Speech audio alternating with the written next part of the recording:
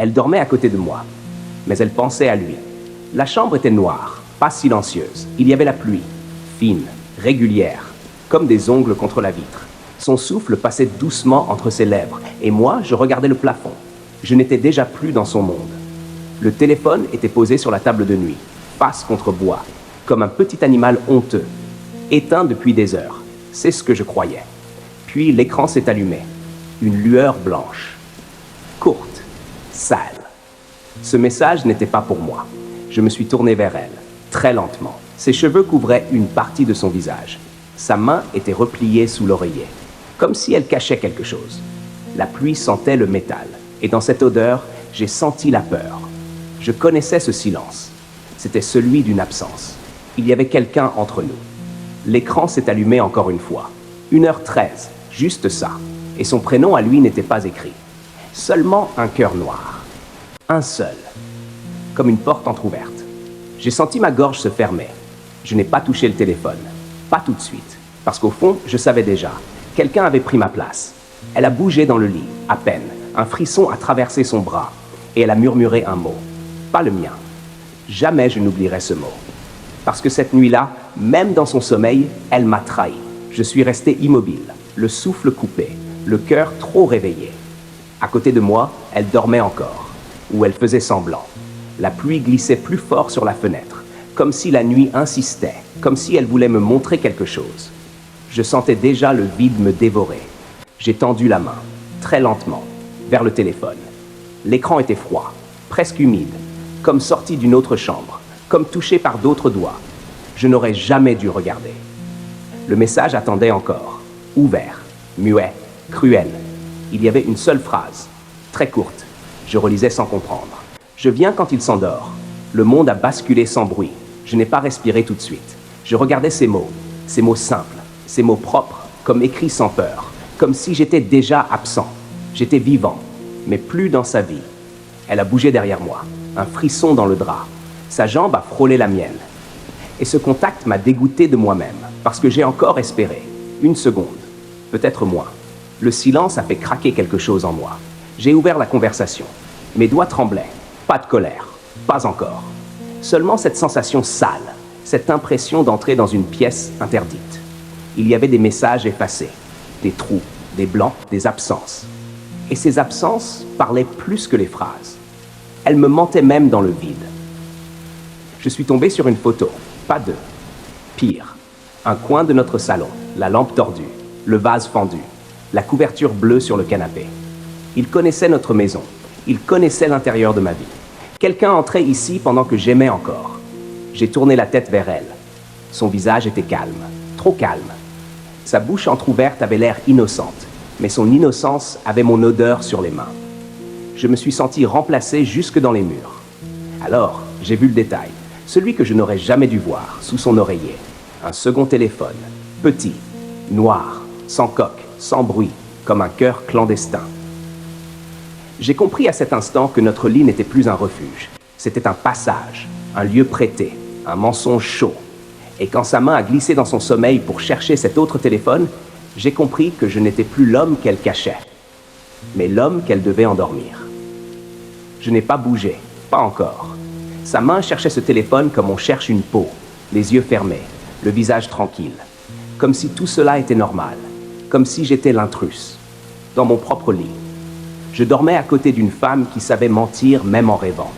Ses doigts ont trouvé l'appareil, d'un geste précis, presque tendre. Elle l'a serré contre elle, contre son ventre, comme un secret vivant. J'ai senti un goût de fer dans ma bouche, un goût de sang, ou de vérité. Elle protégeait cet objet plus qu'elle ne m'avait protégé moi. La pluie frappait plus fort, le rideau bougeait à peine. Et dans ce mouvement, il y avait quelque chose d'humain, quelque chose de tordu, comme une présence qui attendait. Je me suis levé, sans bruit. Le parquet était froid, trop froid, mais le pire n'était pas là. Le pire respirait encore dans le lit. Je n'étais plus l'homme de cette chambre. Je suis resté debout dans l'ombre, à la regarder.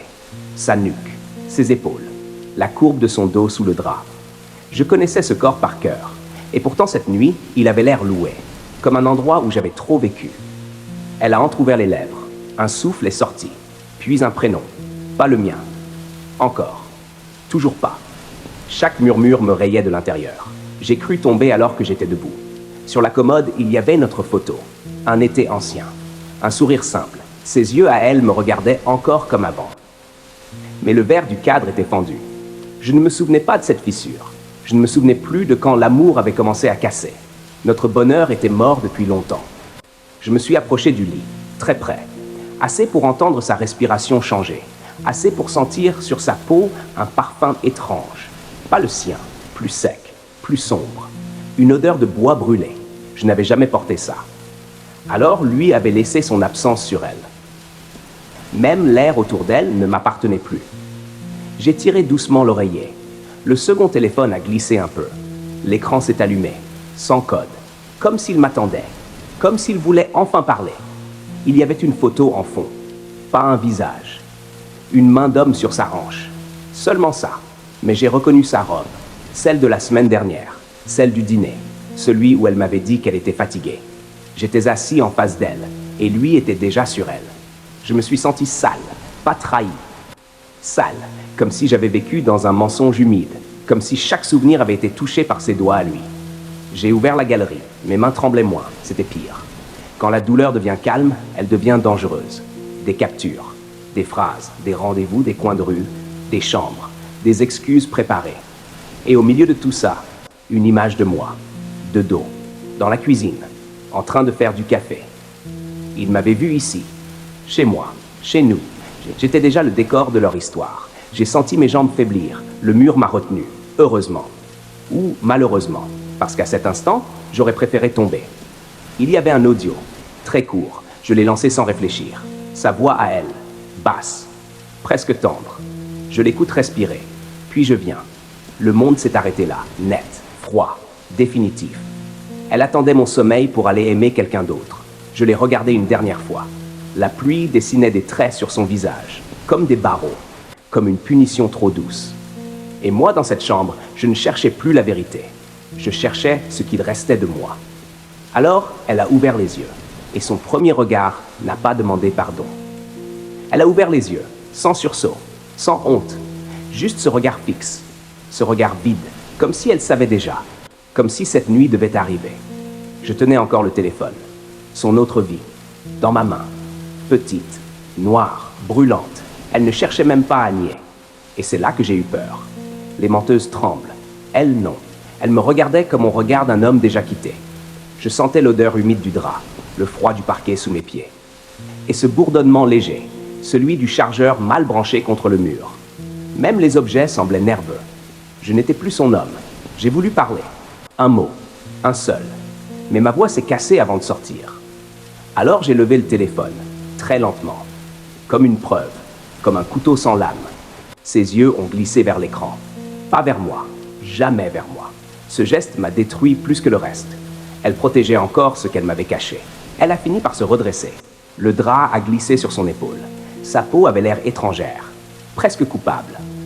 Mais son visage restait calme, trop calme, comme une porte fermée de l'intérieur. Elle a murmuré mon prénom, doucement, presque avec tendresse. Et j'ai compris que la tendresse peut aussi mentir. La pluie ralentissait dehors. On entendait quelques gouttes tomber du toit, une à une, comme un compte à rebours fatigué. Je la regardais respirer, et je pensais à cet autre homme, à ses mains, à ses pas dans notre salon, à sa présence jusque dans nos oreillers. Quelqu'un avait vécu derrière mon dos. Elle a tendu la main vers moi, pas vers mon visage, vers le téléphone. Toujours le téléphone. Alors j'ai reculé, d'un pas, puis d'un autre, comme devant un animal blessé qui mord encore. Ses lèvres ont tremblé cette fois. Enfin, un peu. Mais ce n'était pas du regret, c'était de la peur pour elle. Pas pour moi. Jamais pour moi. Elle a dit que ce n'était pas ce que je croyais. La phrase était faible, usée, sale. Une phrase déjà prononcée dans d'autres nuits, dans d'autres chambres, avec d'autres mensonges. Le silence a suffi à l'écraser. Je n'avais plus besoin d'explications. Tout était là, dans l'écran, dans ses yeux, dans ce calme obscène, dans cette façon de ne pas me perdre, parce qu'elle m'avait déjà perdu depuis longtemps. Je me suis approché de la fenêtre. La vitre était froide, presque mouillée. J'ai posé ma main dessus, pour sentir quelque chose de vrai. Dans la rue, un lampadaire clignotait, toujours le même, toujours fatigué. Et soudain, j'ai vu un reflet dans le verre, pas le mien, derrière elle. sur la chaise, une chemise d'homme, pas à moi, sombre, froissée, encore humide aux manches. Je me suis retourné lentement. Elle a compris. Trop tard, son visage a changé, à peine, mais assez. Cette chemise n'était pas un oubli, c'était une présence. Il avait été là, ici, avant que je rentre, avant que je m'allonge contre elle, avant que je l'embrasse peut-être. J'ai senti mon ventre se creuser, comme si l'air avait disparu, comme si la chambre se remplissait d'eau. Je respirais encore, mais je me noyais debout. Elle a dit mon prénom une seconde fois, plus bas, plus vite, comme on ramasse un verre cassé avec les mains. Mais il n'y avait plus rien à sauver. Je me suis avancé vers la chaise. Chaque pas faisait craquer le sol. Chaque craquement ressemblait à un aveu. Elle a voulu se lever. Je lui ai juste lancé un regard, et elle s'est figée. Enfin, elle avait peur. J'ai pris la chemise, entre deux doigts, comme un linge contaminé. Une odeur de parfum sec y restait accrochée, bois brûlé, encore, toujours, le même parfum que sur sa peau. Alors j'ai fermé les yeux une seconde, une seule. Et dans cette seconde, j'ai vu toute la vérité. Il ne venait pas pendant mon sommeil, il venait avant. Il repartait après. Et moi, j'entrais dans un lit encore tiède de lui. Je suis resté avec cette chemise dans les mains, comme avec un morceau de nuit arraché. Le tissu était froid sur les épaules, mais chaud au col. Je l'ai senti tout de suite, là, contre mes doigts. Il restait de lui. Je dormais dans ses restes. Elle ne parlait plus. Le lit grinçait sous son poids. Un bruit faible, presque gêné, comme si même le sommier voulait éviter mon regard. Je regardais cette chemise, cette preuve molle, cette peau abandonnée, et je pensais à ma bouche sur la sienne. Quelques minutes plus tôt, j'avais embrassé l'ombre d'un autre.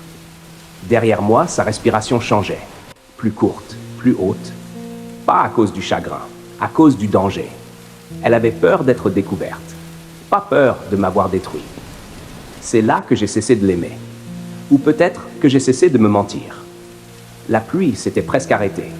On entendait maintenant les gouttes tomber d'une gouttière fêlée. Toujours la même, un rythme malade, comme un cœur qui hésite. Je n'étais pas trompé, j'étais remplacé. Elle a murmuré que je devais l'écouter. Cette phrase m'a presque fait sourire. Écoutez quoi? Le retard, le mensonge, la version propre de sa saleté. Je me suis tourné vers elle. Ses cheveux collaient à sa joue. Il y avait une trace rouge sur son cou, fine, courte, comme une griffure retenue. Je connaissais pas cette marque, je connaissais pas cette faim. Son corps me racontait enfin ce que sa bouche me cachait. Elle a ramené le drap contre elle. Trop tard. La pudeur après la trahison. C'est presque obscène. Je me suis approché du lit. Pas pour la toucher, pour voir, pour comprendre jusqu'où la nuit pouvait aller. Sur l'oreiller, il y avait un cheveu court, épais, plus sombre que les miens, collé au tissu, presque tranquille. Un détail minuscule. Et pourtant j'ai vacillé.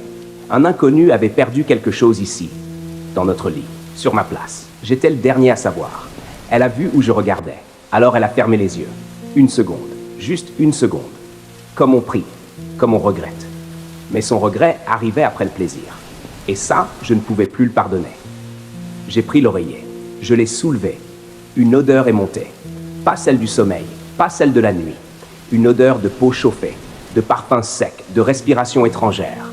Je me suis senti salir de l'intérieur. Même l'air m'avait trahi. Elle a dit mon prénom encore une fois, avec cette voix cassée, cette voix douce qu'elle gardait pour les moments graves. Je l'avais entendue au téléphone avec sa mère, avec les médecins, avec les morts. Et maintenant, elle l'utilisait pour sauver son mensonge. Sa douceur me donnait envie de disparaître. Je me suis assis sur la chaise, avec la chemise sur les genoux, comme un homme qui attend une identification, comme un veuf qui ne connaît pas encore le visage. Le lampadaire dehors clignotait toujours. Sa lumière coupait la chambre en morceaux, un bout d'elle, un bout du lit, un bout de moi. Rien n'était entier. Notre histoire non plus. J'ai regardé le sol. Il y avait une goutte près du pied du lit. Pas de pluie, pas d'eau claire. Une goutte sombre, épaisse. J'ai approché la main. C'était du vin, ou quelque chose qui y ressemblait. Puis je me suis souvenu. Je n'avais pas ouvert de bouteille ce soir. Ils avaient partagé quelque chose ici. Ils avaient laissé la nuit sur le parquet. Elle a compris que je reliais tout. Enfin, son visage s'est vidé. Plus de défense, plus de théâtre. Seulement ce silence nu. Ce silence qui arrive quand le mensonge n'a plus d'endroit où se cacher. Je n'avais plus besoin d'aveu. La chambre parlait à sa place. Je me suis levé. J'ai fait quelques pas. Chaque objet était suspect. Le verre sur la commode, le plaid mal plié, le rideau coincé, la lampe légèrement tournée vers le lit. Comme si quelqu'un l'avait orienté pour voir. Tout me blessait, même les choses immobiles. Je suis allé jusqu'à la salle de bain. La porte était entr'ouverte. L'ampoule jaune tremblait, faible, malade. Dans le lavabo, il y avait 2 gouttes de mousse oubliées.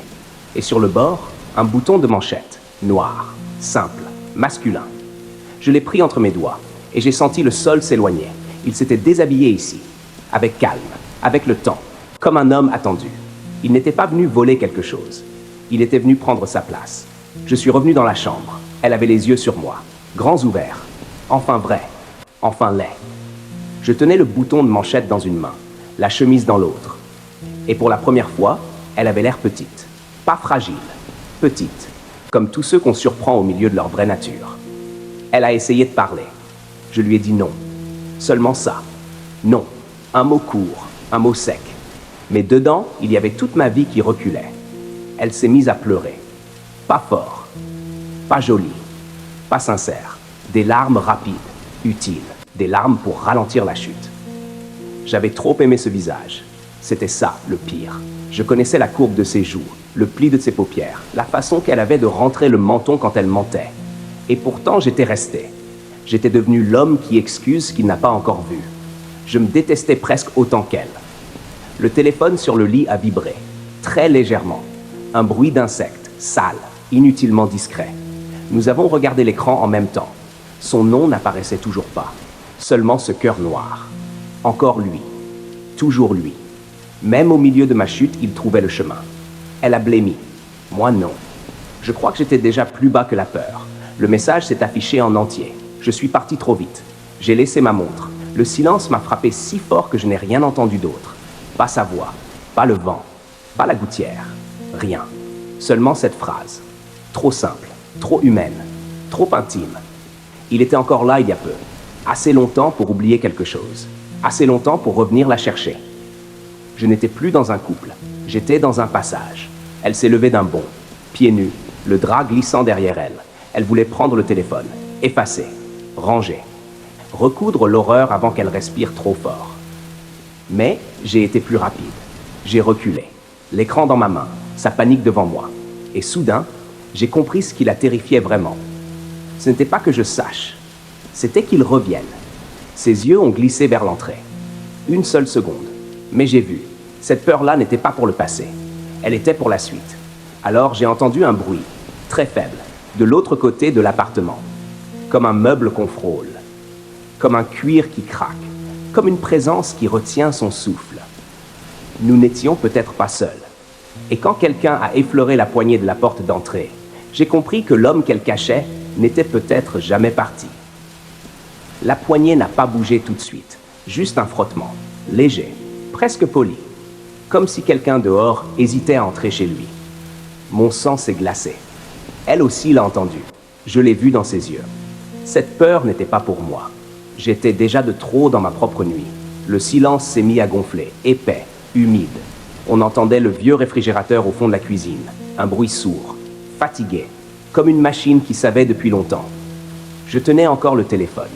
Sa lumière blanche coupait ma paume. Elle faisait de moi un témoin. Pas un homme, pas un amant, juste un témoin. Je n'étais plus qu'une erreur debout. Elle a murmuré mon prénom, encore. Mais cette fois, il sonnait creux, comme un mot appris pour calmer les chiens. Je n'ai pas répondu. Je regardais la porte, fixement, comme si elle allait parler avant de s'ouvrir. Quelqu'un respirait derrière ce bois. J'en étais sûr. Elle a fait un pas vers moi, puis un autre, très lentement. Ses pieds nus sur le parquet faisaient un bruit mou, presque honteux. J'ai reculé, par réflexe, par dégoût, par instinct. Elle n'avait plus le droit de s'approcher. Alors la poignée a tourné, doucement, trop doucement, comme dans un cauchemar qu'on connaît déjà. Mon cœur ne battait plus normal. Il cognait, mal, comme s'il voulait sortir avant moi. La porte est restée entr'ouverte, juste assez. Un filet d'air est passé dans le couloir, froid, mouillé, et avec lui cette odeur. Bois brûlé. Encore, toujours, il était là.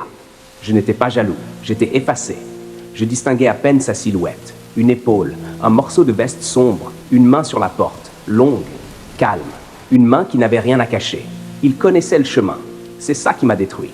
Il n'entrait pas, il revenait.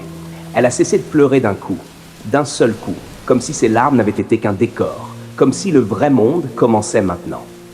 Je l'ai regardée et j'ai compris. Elle ne craignait pas qu'il me voie. Elle craignait que je le voie lui. La différence m'a ouvert le ventre. L'homme dans l'ombre n'a pas parlé, pas encore. Il est resté là, silencieux, comme une habitude, comme une faute ancienne devenue confortable.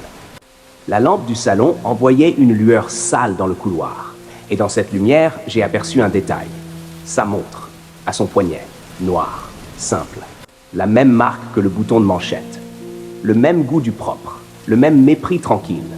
Tout chez lui semblait à sa place, sauf moi. Je devenais transparent devant ma propre vie. Elle a fini par dire son nom, très bas, comme une confession, comme une caresse qui m'aurait traversé. Et ce nom m'a fait plus mal que tous les messages, parce que je le connaissais. Je l'avais déjà prononcé, avec confiance, avec respect, avec naïveté. C'était lui, l'ami, celui qui riait trop fort à ma table, celui qui me tapait l'épaule, celui qui disait « prends soin d'elle quand je rentrais tard ». La trahison avait mon visage en mémoire. Je me suis senti vaciller. Le mur derrière moi m'a repris encore. Toujours les murs, jamais elle. Il a enfin avancé d'un pas, un seul. Le cuir de sa chaussure a gémi sur le sol. Un bruit bref, net, insupportable, comme une signature. Je voulais lui sauter dessus, je crois. Je voulais lui casser quelque chose. Le sourire, la gorge, le calme. Mais mon corps ne suivait plus.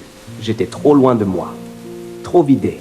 Elle s'est placée entre nous, pas pour me protéger, jamais, pour le protéger lui. Ce geste a tout fini. Elle l'a fait sans réfléchir, comme on protège ce qu'on aime vraiment. Je n'existais déjà plus. Le monde entier s'est réduit à ça. Son dos devant moi, son corps comme un rempart, sa peur pour lui. Pas pour moi, pas pour l'homme qu'elle regardait mourir.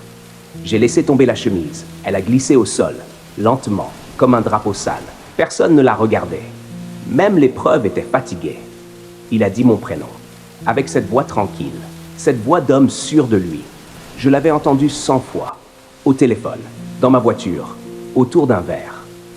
Mais cette nuit, elle venait de l'intérieur du couteau. Je n'ai jamais autant haï un son. Il a commencé une phrase. Je ne l'ai pas laissé finir. J'ai levé la main, pas pour frapper, pour le faire taire, parce que je ne voulais pas de ses excuses. Pas de sa version, pas de son humanité. Je voulais qu'il reste monstrueux. C'était plus simple. La pluie a repris d'un coup, violente, sur les vitres, sur le toit, sur la ville entière, comme si dehors quelque chose se brisait aussi. Je respirais mal. Chaque souffle me griffait, et pourtant je voyais tout. Le col humide de sa veste, une trace pâle sur sa mâchoire, un fil blanc accroché à sa manche, un fil de notre plaie. Il avait porté notre nuit sur lui. Il avait quitté cette chambre avec des morceaux de nous. Je n'avais plus de place où tomber. Elle s'est tournée vers moi, enfin.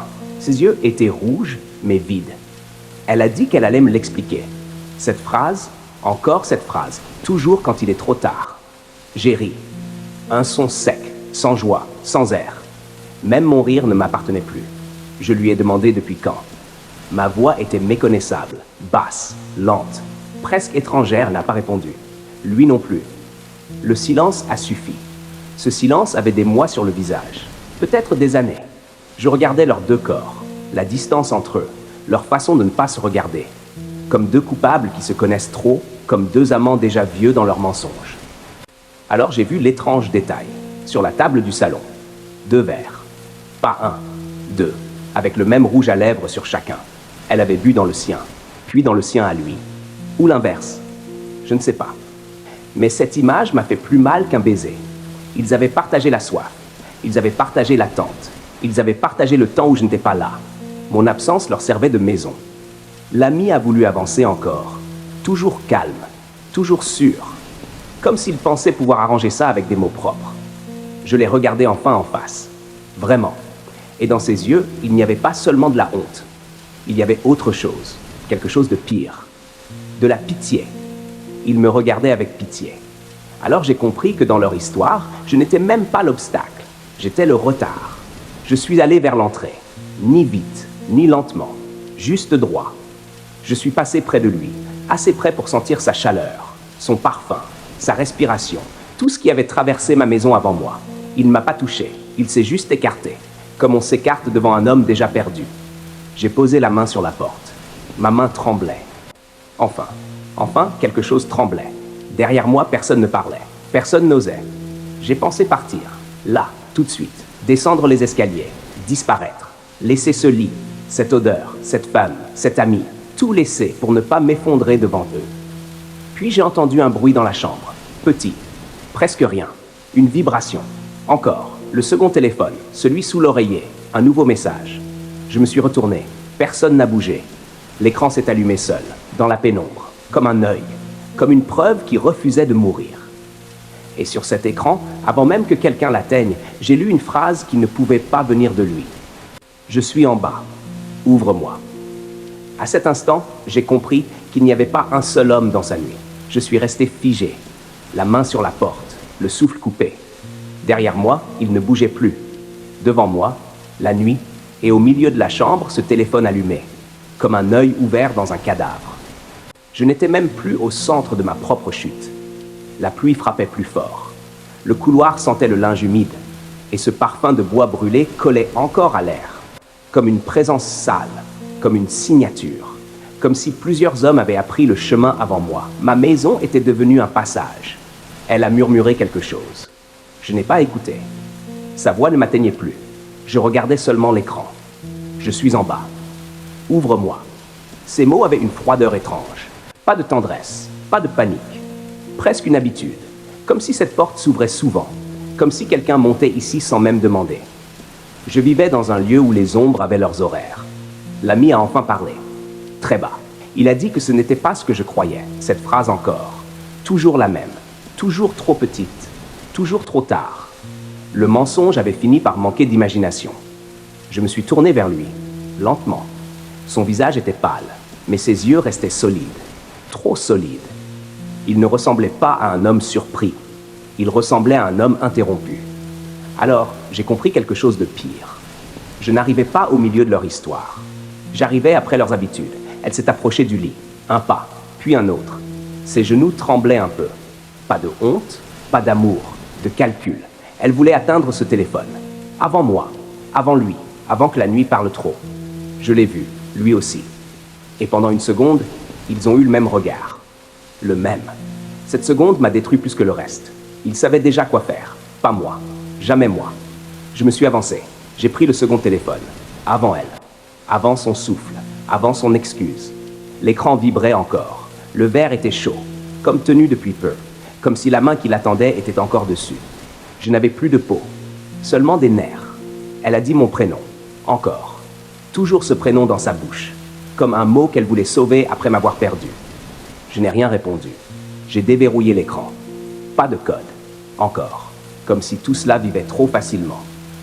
Comme si mon humiliation devait circuler librement. Il y avait une conversation. Pas avec lui, pas avec l'ami, avec un autre nom. Un nom que je n'avais jamais entendu. Un nom presque doux, presque banal. Et c'est ce banal qui m'a donné envie de vomir. L'horreur adore les noms simples. Je suis remonté dans les messages. Des mots courts, des heures, des arrivées, des départs, des silences calculés. Et entre deux phrases, une photo. La façade de l'immeuble, prise d'en bas, de nuit, avec notre fenêtre allumée. J'étais observé depuis la rue. Je n'étais plus un homme. J'étais une habitude vue d'en bas. La pluie passait par la fenêtre entr'ouverte. Une odeur de ciment mouillé entrait dans la chambre. Et avec elle, cette sensation. Cette sensation ancienne. Celle d'avoir été lent, ridiculement lent. Comme un homme qui sourit encore dans une pièce déjà vide. L'ami a fait un pas vers moi. J'ai levé la main. Encore. Pas pour frapper. Pour lui interdire d'exister plus près. Il s'est arrêté. Mais pas par respect, par prudence. Il avait peur de la scène, pas de ma douleur. Personne n'avait peur de ma douleur. Elle a dit que je devais l'entendre. Je l'ai regardé enfin. Vraiment. Ses cheveux défaits. Sa bouche sèche, ses joues mouillées. Et cette fatigue étrange dans ses yeux. Pas la fatigue d'une coupable. La fatigue d'une femme qui gère trop de portes. J'étais devenu l'une d'elles. Je me suis senti ravalé au rang d'entrée secondaire. J'ai ouvert la photo. Mes doigts tremblaient un peu. On voyait la rue, le lampadaire, notre immeuble. Et dans un coin sombre, une silhouette dans une voiture. En attente. Tête baissée. Moteur sans doute allumé. Comme un veilleur, comme un remplaçant. Comme un homme déjà habitué à sa patience. Il y en avait donc un dehors, un dedans. Et moi au milieu. Je n'étais plus trompé. J'étais encerclé. L'air me manquait. J'ai posé une main sur le mur. Encore lui. Toujours lui. Ce mur me tenait mieux qu'elle. Mieux que l'amitié. Mieux que l'amour. Les murs, au moins, ne promettent rien. Elle s'est approchée encore. Trop près. J'ai senti sa chaleur. J'ai reculé. Par instinct. Son visage s'est cassé une seconde, enfin. Enfin, une fissure. Mais même sa douleur avait l'air de penser à autre chose. À qui répondre? À qui ouvrir? À qui mentir d'abord? Je n'étais plus le drame principal. Le téléphone a vibré encore. Une nouvelle phrase. Toujours du même nom. Tu m'as dit qu'il dormait. La chambre est devenue plus froide. L'amie a fermé les yeux. Elle a blêmi. Et moi, j'ai souri. Pas de joie. Pas de folie. Un sourire mort. Le genre de sourire qui apparaît quand tout se range enfin dans la même horreur. Elle mentait à chacun selon sa place. Elle distribuait des nuits différentes, des versions différentes, des corps différents. Et moi, j'avais cru être l'unique blessure de son cœur. Je n'étais qu'un créneau. Dehors, un klaxon très lointain a traversé la pluie. Puis plus rien. Le monde continuait. C'était ça le pire. La ville respirait encore. Des gens dormaient, des cafés fermaient, des taxis passaient. Et moi, j'apprenais que l'amour pouvait devenir une circulation. L'ami m'a demandé de lui donner le téléphone. Sa voix était plus dure, moins propre. Enfin, je voyais un bout de sa vraie face. Je ne lui ai pas donné, je l'ai fixé, longtemps. Puis j'ai lu à voix haute. Tu m'as dit qu'il dormait. Ma voix a traversé la chambre comme un verre cassé. Elle a baissé la tête. Lui a détourné les yeux. Aucun des deux n'a répondu. Le silence a avoué à leur place. Je tenais leurs deux peurs dans une seule main, mais ça ne me rendait rien. Pas mon lit, pas mon souffle, pas mon nom dans sa bouche avant les autres. Je me suis dirigé vers la fenêtre. J'ai regardé en bas. La pluie dessinait des traînées sur la vitre. Le parking brillait sous le lampadaire. Et là, une voiture sombre, moteur allumé, feu éteint, presque caché. Il y avait quelqu'un au volant, immobile, patient, comme si la nuit n'était pas une catastrophe, comme si elle était un rendez-vous retardé. Je me suis senti observé jusqu'aux os. La ville entière semblait connaître mon retard. Elle s'est mise à pleurer plus fort. Cette fois, le son était vrai, ou mieux joué. Je ne savais plus reconnaître le vrai d'elle. C'était ça la fin, quand le doute contamine même les larmes. Je n'avais plus aucun endroit où poser ma confiance. J'ai demandé combien. Un seul mot. Combien? Elle n'a pas compris. Ou elle a fait semblant. Alors j'ai répété. Combien? Combien d'hommes? Combien de nuits? Combien de fois j'ai embrassé une bouche déjà prête pour un autre? Sa gorge a bougé. Aucun son n'est sorti. L'ami a dit que ça suffisait. Je me suis retourné d'un coup. Non, ça ne suffisait pas. Rien ne suffisait. Ni les messages, ni la chemise, ni la montre oubliée, ni la voiture en bas, ni son corps devant lui, ni la pluie, ni la nuit entière. Il n'existait aucune quantité capable de contenir cette humiliation. Je tremblais enfin. Les mains, les épaules, la voix, tout, comme si mon corps revenait trop tard pour assister à sa propre ruine. Puis j'ai vu un détail, sur l'écran, tout en haut de la conversation, une note épinglée. Un seul mot. Mercredi. Je ne sais pas pourquoi ce mot m'a frappé si fort. Peut-être parce que c'était banal. Peut-être parce que mercredi, c'était le jour où je rentrais toujours plus tôt. Le jour où elle disait être fatiguée. Le jour où elle voulait dormir. Le jour où je lui préparais à manger. Le jour où je croyais la protéger. Je lui ouvrais la semaine. Elle y faisait entrer les autres. J'ai senti quelque chose mourir sans bruit. Pas mon amour. Il était déjà abîmé. Autre chose. Ma dignité peut-être. Ou cette partie de moi qui croyait encore mériter une vérité simple. Je me suis retourné vers la porte, vers l'entrée, vers le couloir, vers la sortie possible.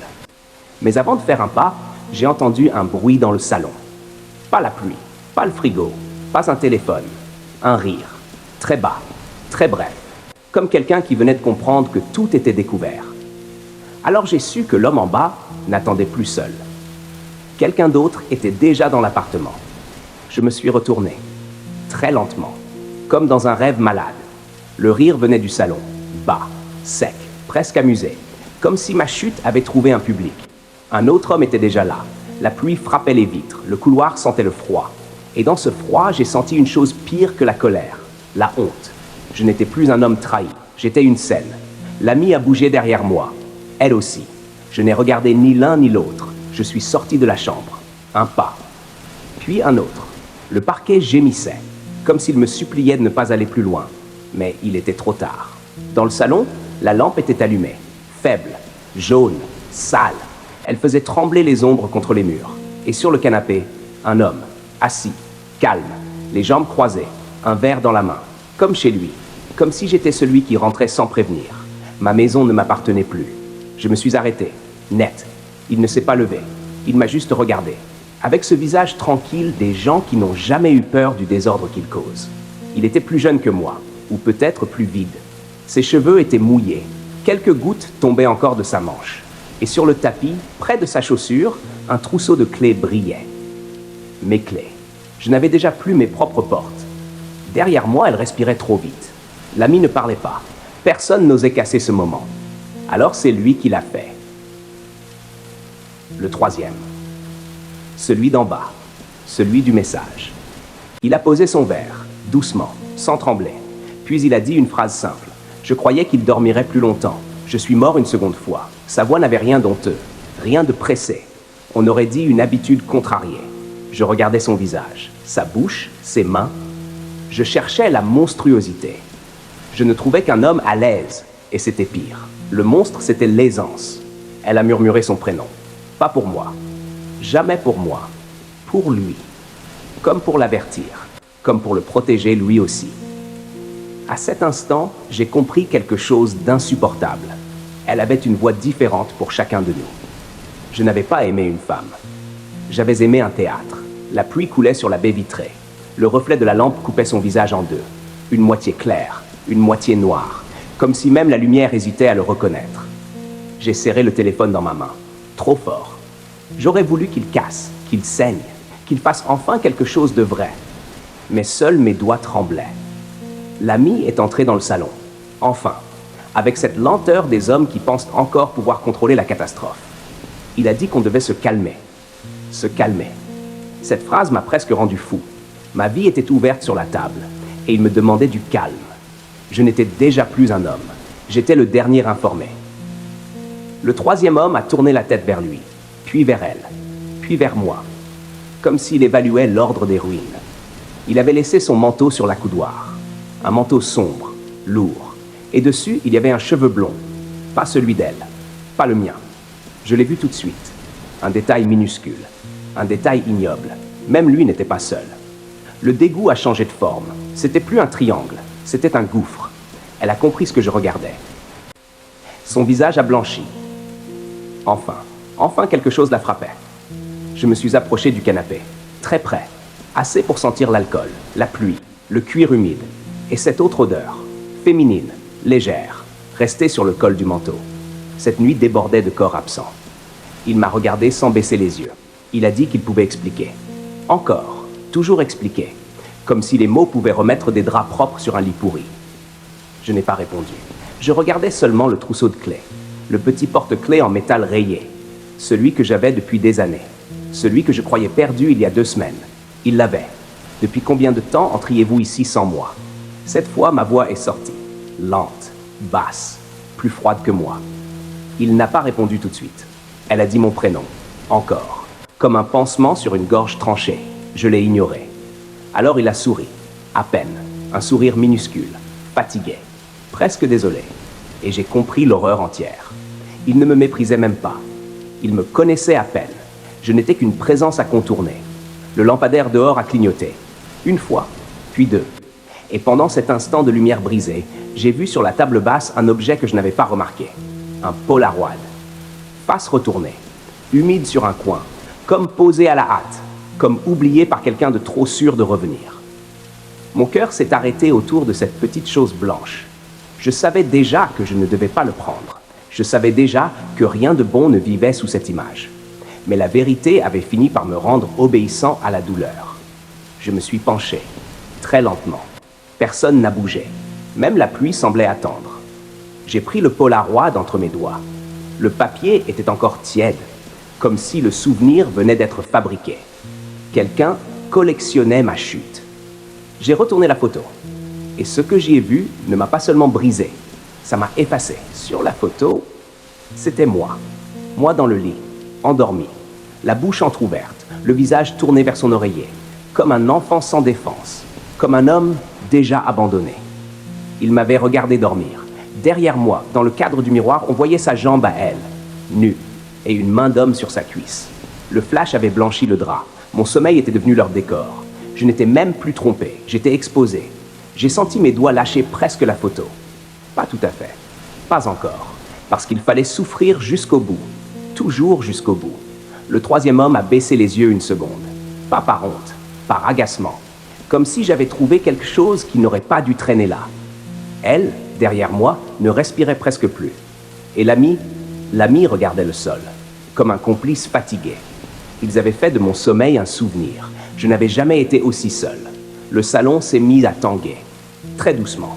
La lampe faisait un bruit sec, un petit bourdonnement malade. Et ce bruit minuscule me traversait le crâne comme une lame. Je regardais encore la photo. Je cherchais un détail qui me sauverait. Il n'y en avait aucun. Sur le coin du cliché, on voyait l'heure du réveil.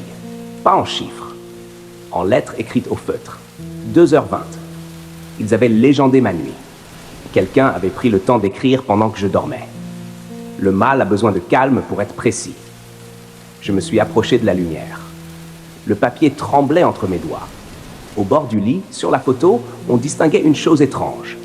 Mon livre. Celui que je garde toujours sur la table basse. Pas dans la chambre. Jamais dans la chambre. Alors ce cliché n'avait pas été pris une seule fois. Ils avaient déplacé les objets, recommencé, choisi leur angle. Mon humiliation avait demandé plusieurs essais. Je n'étais plus un homme. J'étais une mise en scène. La pluie cognait plus fort. Le troisième homme s'est levé du canapé. Doucement. Trop doucement. Comme s'il voulait reprendre le contrôle. Comme s'il pensait encore avoir ce droit. Je l'ai regardé. Enfin. Vraiment. Et dans ses yeux, j'ai vu quelque chose que je n'oublierai jamais. Pas du désir. Pas de l'amour. Du jeu. Pour lui, je n'étais pas une victime.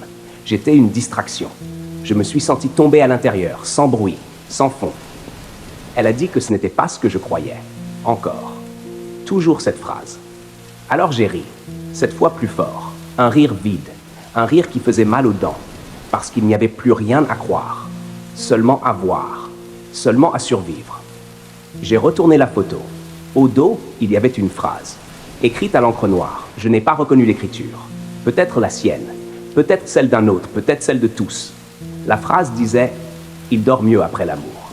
J'ai cru mourir debout. Ils avaient parlé de moi comme d'un meuble, comme d'un chien tranquille dans la pièce d'à côté, comme d'un corps utile à contourner. J'étais encore vivant, mais plus dans l'espèce humaine. L'ami a enfin relevé la tête. Il a murmuré mon prénom. Sa voix tremblait maintenant. Enfin quelque chose tremblait. Mais il était trop tard pour les tremblements. Trop tard pour les visages pâles. Trop tard pour les mots propres. Je tenais leur vérité. Et elle puait. Le troisième homme a fait un pas vers moi. Un seul. Mais ce pas avait quelque chose d'ancien, de répété. Il connaissait cette distance. Il savait comment s'approcher d'elle. Il savait comment habiter mes murs. Il savait même comment me regarder casser. Alors j'ai vu un autre détail. Derrière le canapé, à moitié glissé sous le tapis. Une seconde photo, puis une troisième, puis d'autres coins blancs. Une pile, fine, discrète, oubliée ou cachée là depuis longtemps. J'ai senti l'air me quitter. Il ne m'avait pas photographié une seule nuit, il m'avait archivé. Elle a compris où mon regard tombait. Et pour la première fois, elle a eu vraiment peur. Pas cette peur de femme surprise. Non, une peur plus profonde. La peur qu'on ouvre enfin la boîte. J'ai contourné la table basse. Le troisième homme a voulu m'arrêter. L'ami aussi. Trop tard. Toujours trop tard. Je me suis baissé. Mes genoux ont failli céder.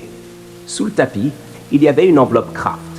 Gonflée, humide sur un coin, froissée comme une chose souvent touchée. Je l'ai prise. Elle était lourde. Trop lourde pour des souvenirs innocents. Mon cœur battait dans ma gorge. La pluie couvrait presque tout maintenant. Le frigo, les souffles, les mensonges, tout. Sauf cette enveloppe dans ma main. Je la regardais comme on regarde une arme ou une tombe. Elle a dit non. Juste ça. Un mot nu. Un mot cassé. C'était le premier mot vrai qu'elle prononçait cette nuit. Alors j'ai compris. Ce qu'il y avait là-dedans était pire que les corps, pire que les messages, pire que le lit, pire que les hommes. Je n'ai pas ouvert tout de suite. Je les ai regardés, tous les trois. Elle, l'ami, l'autre.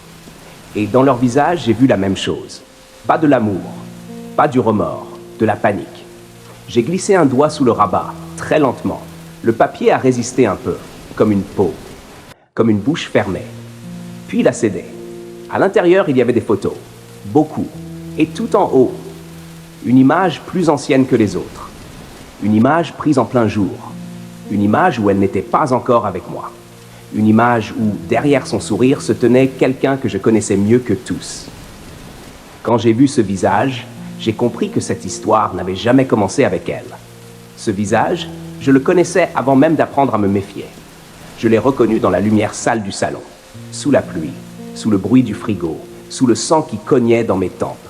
Et pourtant, j'ai regardé la photo encore, longtemps, comme si mes yeux pouvaient refuser, comme si la nuit pouvait revenir en arrière. La vérité avait le visage de mon frère. Le papier a glissé un peu entre mes doigts, pas assez pour tomber, assez pour me couper. Sur la photo, elle souriait, pas comme avec moi, pas avec cette fatigue tendre qu'elle me donnait, non. Là, son sourire montait plus haut, plus clair, plus jeune, comme une femme qui n'avait encore besoin de rien cacher. Et à côté d'elle, mon frère, la main dans la poche, cette façon de pencher la tête, ce regard tranquille. Je l'avais vu toute ma vie, je portais son nom dans ma bouche depuis l'enfance.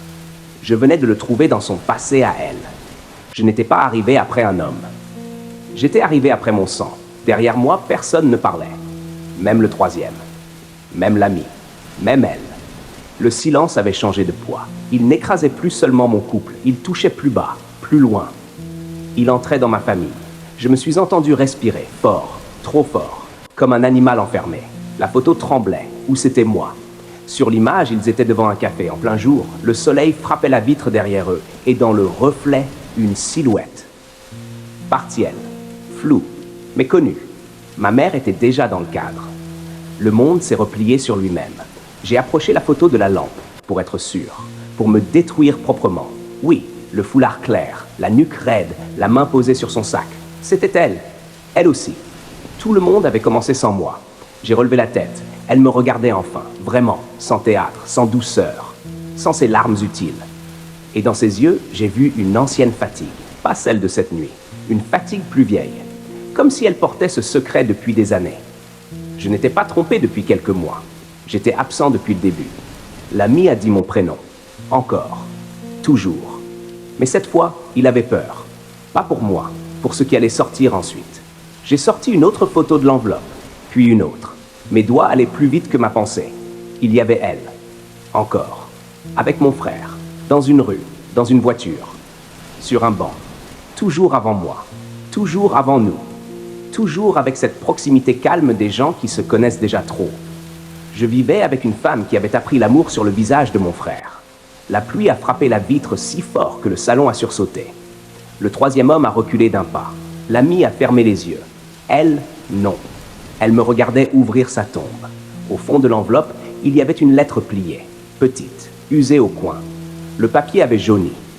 Pas beaucoup, juste assez pour dire le temps, juste assez pour dire l'attente. J'ai reconnu l'écriture avant même d'ouvrir. Je n'aurais jamais dû la reconnaître. Grande, nerveuse, penchée vers la droite. L'écriture de mon frère. Mes mains sont devenues froides d'un seul coup, comme si tout le sang avait fui. Mon frère n'était plus un souvenir. Il parlait encore dans cette pièce. Je n'ai pas ouvert la lettre tout de suite. Je l'ai tenue, contre ma paume, comme on tient une chose qui brûle sans flamme. Je pensais à lui, à son rire, à sa veste laissée partout, à sa façon de me tirer vers lui quand j'étais petit, à ses silences aussi, surtout à ses silences. Je croyais les connaître. Je n'en connaissais aucun. Elle a fait un pas vers moi, très lentement. Et pour la première fois de la nuit, sa voix n'a pas cherché à mentir. Elle a dit qu'elle allait me dire la vérité. Je l'ai regardée. Et j'ai compris que la vérité ne venait jamais pour sauver. Elle venait pour finir le travail. J'ai déplié la lettre. Le papier a craqué. Un bruit minuscule. Mais j'ai eu l'impression d'entendre une porte céder dans ma poitrine. Il y avait peu de mots. Très peu. Écrits à la hâte. Comme laissés avant une fuite. Comme confiés à quelqu'un qu'on ne reverra peut-être pas. Je n'ai lu que la première ligne. Et cette ligne m'a arraché le visage. Si un jour il l'épouse, ne lui dis jamais qui tu étais pour moi. Je n'ai plus senti mes jambes. Le salon s'est vidé d'air. Le troisième homme n'existait plus. L'ami non plus. Il n'y avait plus qu'elle. La lettre. Et mon frère mort dans une phrase encore vivante. Elle avait aimé mon frère. et elle m'avait laissé entrer après lui. Je ne sais pas combien de temps je suis resté debout. Une seconde. Une vie. La pluie parlait seule maintenant. Le reste était trop humain pour avoir encore un son. J'ai relu la phrase. Encore, puis encore. À chaque fois, un mot changeait de place en moi. Épouse. Jamais. Qui tu étais. Pour moi. Pour moi. Pas pour lui. Pas pour nous. Pour moi. Mon frère lui avait laissé une place que je n'avais jamais comprise. Je n'étais pas son choix. J'étais son camouflage. Elle s'est mise à pleurer d'une autre manière, sans bruit, sans geste. Les vraies larmes sont presque immobiles. J'ai cru la haïr plus fort. Mais quelque chose bloquait. Quelque chose de plus sale que la haine. La pitié, peut-être, ou la sensation d'avoir été utilisé pour enterrer un mort. Je n'étais même pas l'homme de remplacement. J'étais le couvercle. L'ami a murmuré qu'il fallait s'asseoir. Cette phrase, idiote, dans ce salon rempli de ruines, je l'ai ignorée. J'ai tourné la lettre. Au dos, il y avait une date, écrite en toutes lettres. Je l'ai lue, puis relue, et tout s'est déplacé encore. Cette date tombait exactement la semaine où mon frère avait disparu de nos vies. Pas mort, pas encore. Disparu. Officiellement, personne n'avait su où il était allé. Officiellement, on l'avait cherché. Officiellement, elle ne le connaissait pas. Je levai les yeux vers elle. Cette fois, elle a baissé les siens. Enfin, elle savait que je venais d'atteindre le cœur. Alors j'ai demandé une seule chose, très bas, presque calmement. Où est-il? Le troisième homme a tourné la tête vers elle. L'ami aussi. Et dans leur silence, j'ai compris l'impensable. Cette nuit ne cachait pas seulement des amants, elle cachait mon frère. Quand quelqu'un a frappé 3 coups très lents à la porte d'entrée, j'ai su qu'il venait peut-être répondre lui-même.